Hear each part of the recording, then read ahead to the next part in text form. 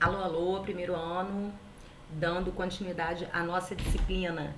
Eu venho aqui hoje falar de Egito Antigo, né? A civilização egípcia, ela foi uma das civilizações mais ricas, longevas, com maior quantidade de material arqueológico. Então, é uma das civilizações antigas das quais a gente mais tem informações sobre a sua organização, né?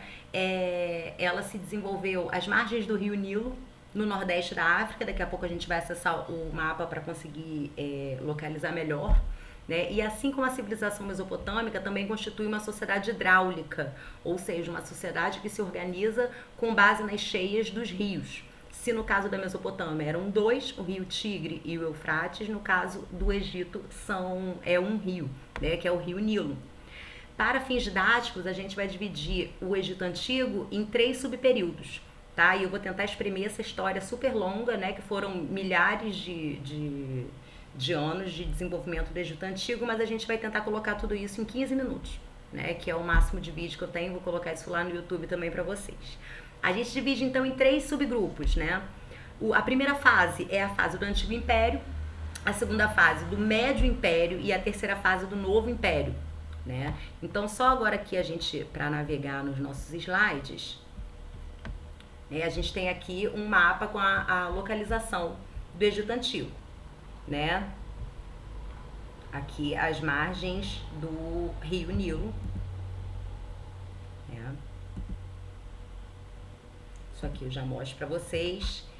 E o que acontece é o seguinte: quando a gente fala de Egito Antigo, é interessante que a gente pense como ele era antes de se constituir realmente como uma civilização totalmente unificada, né? Por volta de 5.000 a.C. até 3.500, 3.200 a.C., o Egito era habitado por diversos povos e divididos em clãs, né? Esses clãs se organizavam em comunidades que a gente chama de nomos, né? Era uma espécie de pequeno estado independente governado por um líder chamado nomarca. Tá? Por volta de 3.500 a.C., esses nomos se unificaram e formaram 2 reinos: o Baixo Egito, que na verdade fica no norte, e o Alto Egito, que fica no sul. Esses reinos só seriam unificados no ano de 3.200 pelo rei Menés, do Alto Egito, que fica no sul. Tá? O Menés se tornou o primeiro faraó e criou então a primeira dinastia, que demonstrava justamente o Egito como um estado unificado. Né? Então a gente tem aqui em 3.200 a.C. o rei Menés do Alto Egito conquistando o Baixo Egito e unificando os 2 reinos, né? E ele se torna o primeiro faraó e fundador da primeira dinastia. Né? Então, até o momento, a cronologia que a gente tem é a seguinte: formação dos nomos, né? Conflitos entre os nomos, formam-se 2 reinos, Alto e Baixo Egito, né? E depois, após conflitos entre Alto e Baixo Egito, a gente tem a unificação do Egito propriamente dita, tá? Aqui mais um mapa do Egito, né? Alguns exemplos aqui do tipo de economia. Aqui como era feito papiro. A gente vai entrar nesses detalhes melhor posteriormente, tá? Então, gente, durante esse período do Alto Egito, a gente pode dizer que essa foi uma civilização com muita estabilidade. Após um período de instabilidade que acabou culminando na sua unificação, o Egito passa por uma grande estabilidade, né? E como eles eram povos pacíficos nesse momento, né? Eles puderam construir as pirâmides, né, que são as 3 principais pirâmides que conhecemos, que são Quéops, Quéfren e Miquerinos. Né?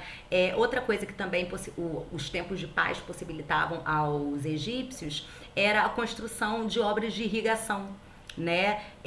Essas obras de irrigação, elas eram importantes para tanto drenar a água proveniente das cheias do rio Nilo, quanto para abastecer as cidades. Né? Já as pirâmides, a gente vai falar um pouco melhor delas mais tarde, elas são, na verdade, obras funerárias, né, que serviam como túmulo para os faraós. A gente ainda vai abordar esse tema posteriormente, tá?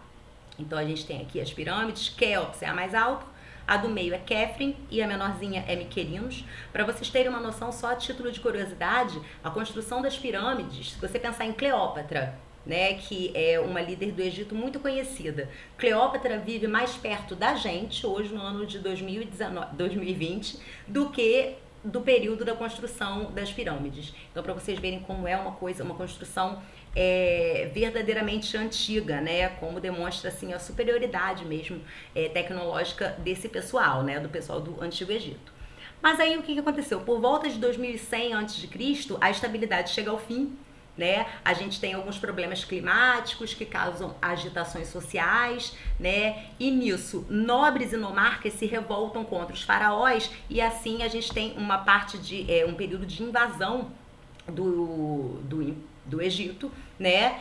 E a gente tem aí o final da nossa parte de Antigo Império. Então, o Antigo Império, a gente pode colocar que ele vai de 3200, qual é o marco inicial? A unificação do Egito, até 2100 a.C. Qual é o marco final? Essas rivalidades entre nobres e nomarcas, tá?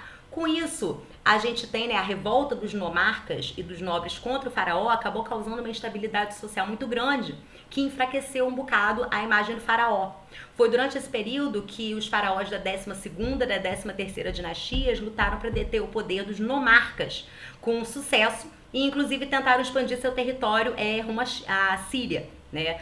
Foram, no entanto, invadidos por outros povos asiáticos, os chamados Hicsos, né? E os Hicsos permaneceram no norte por cerca de 170 anos, tá? Então a gente tem aqui, né? Deixa eu ver se tem alguma outra imagem. Não, tô sem imagem dessa questão. E agora a gente vai finalmente para a nossa última etapa, lembrando que essa divisão que a gente está fazendo em Antigo, Médio e Novo Império é uma cronologia política, da organização política do Egito, tá certo? Sobre o Novo Império, então, o que a gente pode falar é o seguinte: ele se caracteriza pela união dos egípcios contra os invasores hicsos, né? O que motivou o aumento do prestígio dos militares e a ampliação das fronteiras do Império, né, que dominou regiões da Mesopotâmia. O controle de amplas porções territoriais levou o Egito a intensificar suas relações comerciais com outros povos, como os fenícios, os gregos e os sudaneses. A imagem dos faraós também saiu bastante fortalecida e, com isso, Amenófis IV, a fim de reduzir o poder dos sacerdotes, aboliu o culto de vários deuses, né? Ou seja, aboliu o politeísmo e reconheceu apenas o culto de um deus apenas, que era o deus Aton. Ele aderiu, então, ao monoteísmo. Os deuses egípcios tinham características humanas e animais. A gente chama isso de antropozoomorfismo. Significa antropo, homem, zoo, animal, morfismo tem a ver com forma, tá? No entanto, essa mudança, né, a adesão à troca do politeísmo pelo monoteísmo, teve vida curta, né? E o filho de Amenófis IV, que foi Tutancâmon, acabou restabelecendo o politeísmo. Depois da expulsão dos Hicsos, os egípcios converteram os hebreus à condição de escravos, né? Essa situação só chega ao fim quando Moisés inicia o seu processo de retirada, né? O processo de retirada dos hebreus do Egito, né? E a gente vai ver que o que encerra o Novo Império é justamente porque as disputas políticas entre os sacerdotes e os faraós permaneceram, né? E a nação egípcia acabou saindo prejudicada. Por volta de 1100 a.C., o Império Egípcio passou novamente a se dividir em Alto e Baixo Egito, né? Lembrando que o Alto Egito fica no sul e o Baixo Egito fica no norte. E essa divisão política acabou tornando o Egito bastante suscetível à invasão dos assírios e de outros povos, tá? Agora, só para a gente falar alguns aspectos da sociedade egípcia, praticamente não havia mobilidade social, tá? Ou seja, havia uma forte rigidez social, né? A divisão não era fácil de você passar de uma classe para outra, era praticamente impossível. No topo da nossa pirâmide social, nós temos o faraó. Deixa só eu acessar aqui o slide que tem essa informação. Pronto. Então, no topo, nós temos o faraó, né?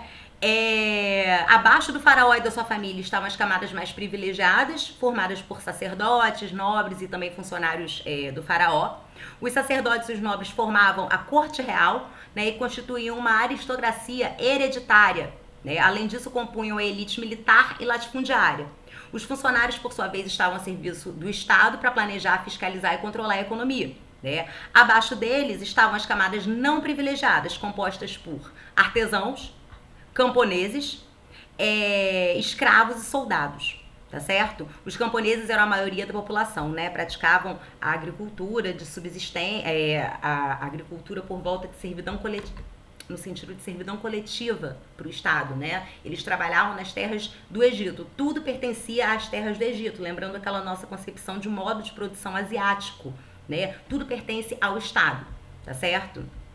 Então, deixa eu dar uma avançadinha aqui no nosso slide, que tem tempo já que eu não acesso esse slide de antigo, né? E a partir daí a gente tem o fim do Império, né? A partir de sucessivas dominações estrangeiras, primeiro são os assírios em 670 a.C., logo após os persas em 525 também a.C., os gregos da Macedônia com Alexandre o Grande, né? E finalmente os romanos, que é quando a gente tem lá até a história do envolvimento de Marco Antônio da Grécia com Marco Antônio de Roma, com Cleópatra, né? É justamente aí que isso acontece.